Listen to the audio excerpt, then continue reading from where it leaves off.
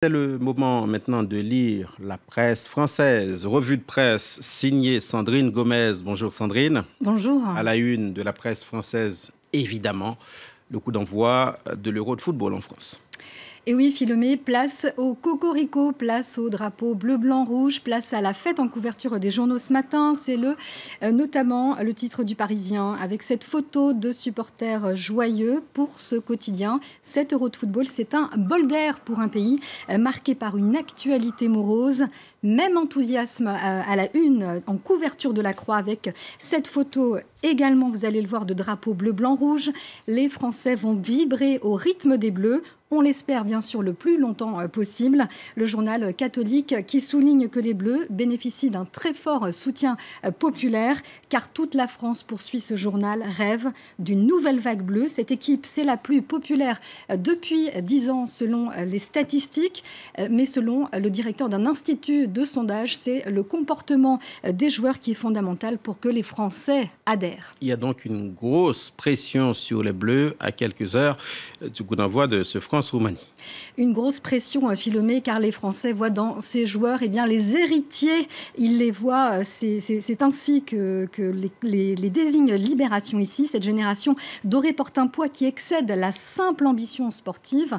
Je cite le quotidien. Ici, on nous explique que Didier Deschamps, c'est l'homme d'une mission, tourner la page d'une époque où l'équipe de France était soumise au bon vouloir de ses stars. Il s'agit bien sûr de faire oublier le bus de la honte, le bus de Naïsna lors du dernier mondial en Afrique du Sud, et surtout regarder de refaire l'histoire. C'est le titre en couverture ce matin de l'équipe avec ce gros plan de Paul Pogba, mais il y a aussi sur cette couverture toute la nostalgie du mondial de 98, de l'époque des stars comme Zidane, mais aussi Platini à l'Euro 84. Ce sont les plus grands footballeurs de l'histoire tricolore selon l'équipe, selon l'édito du quotidien sportif. Ils ont tous les deux fait triompher les Bleus à la maison, et on se prend ici à rêver que l'histoire se répète avec cette équipe de France de Paul Pogba. La France n'est pas la presse française, Sandrine, n'est pas complètement enthousiaste par rapport à cet événement. Effectivement, il y a les unes enthousiastes et celles qui le sont beaucoup moins et qui rappellent cette réalité sociale que traverse le pays. Pour les Échos, la fête est gâchée par le chantage social. Grève des transports après les cheminots, c'est au tour d'Air France. Grève des éboueurs à Paris, action coup de poing de la CGT. Pour le Figaro en couverture, les surenchères syndicales ternissent le début de l'euro. Surenchères de qui? De la CGT bien sûr, syndicat à la pointe des manifestations et des grèves contre la loi travail. Alors pour le journal de droite, la CGT veut bien sûr gâcher le début de l'euro de football.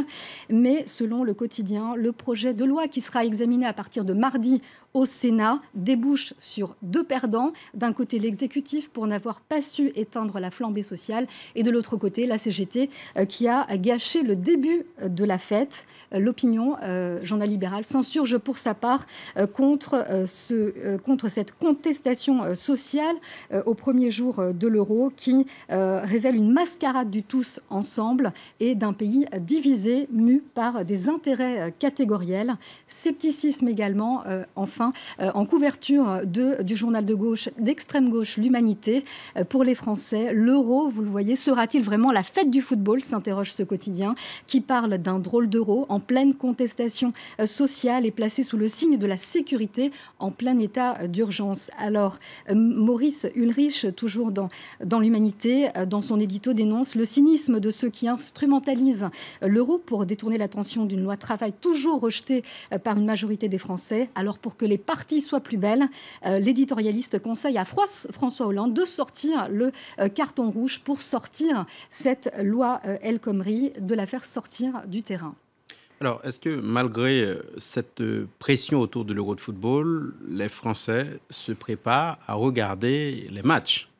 Oui, alors évidemment, Philomé, malgré tout, 7 euros de football, ça reste une parenthèse enchantée pour le Parisien dans son édito.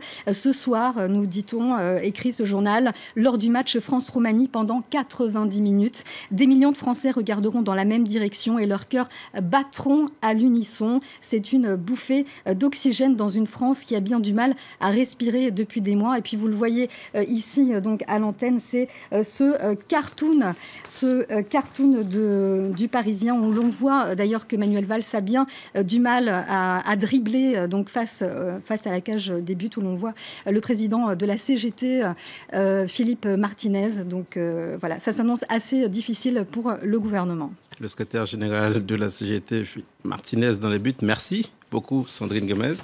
C'était la revue de presse.